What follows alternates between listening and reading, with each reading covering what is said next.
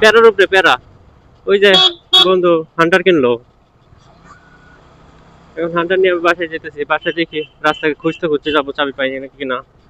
চাবি না পাইলে তো ভাই বড় একটা ঝামেলা করে যাবো। কেমনটা লাগে চাবি ছাড়া, মেজাজটা মানে কতটা যে গরম হয় ঘুরতে আইসা একটা প্যারা। কি বলবো ভাই, সব আমার লোকে এরকম হয়, হ্যাঁ।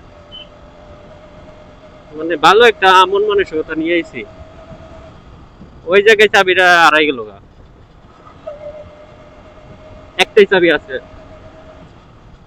আমার বাসায় কোনো চাবিও নাই এখন। মানে চাবি বানাইতে গেলেও মানে একটা প্যারা। অরিজিনালটার মতো চাবি পামই না।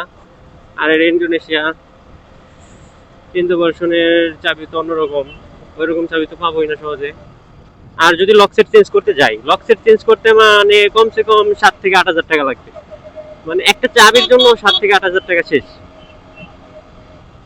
আল্লাহ জানে, কপাল ভালো থাকলে রাস্তার মধ্যে খুঁজে পাবো। আমি জানি চাবিটা কোন জায়গায় পড়ছে, এখন যাই দেখি।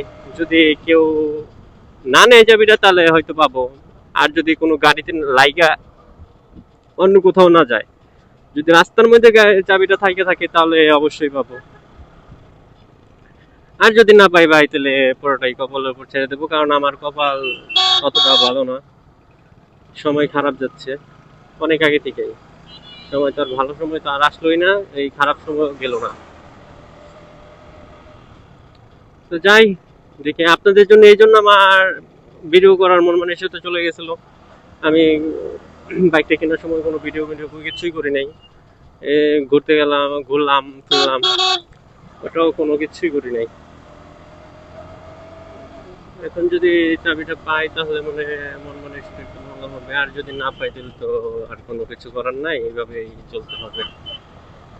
দেখি আপনাদের সাথে ওই জায়গাটায় গিয়ে কথা হবে। এখন কথা বলতে ভালো লাগছে না, মন মানসিকতা ভালো না। টাটা।